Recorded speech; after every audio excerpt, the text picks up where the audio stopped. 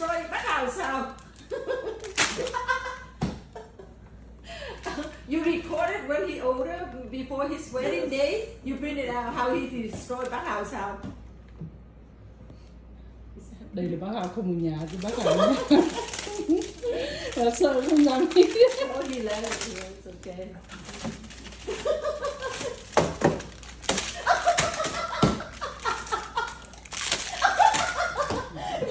Why you enjoy throwing things? Okay. It's so funny. Now come to the eyes. He's grabbing the eyes. A little bit far. Let's see what he does. No fish or meat in there, so he can play. Con ơi, con bỏ vào chưa? Con bỏ kem vào đi. Lấy ra hết rồi bỏ vào. He put an ice in his mouth, right?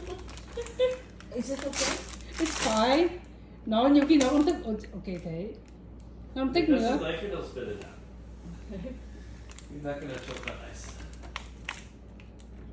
Wow. It will melt, but the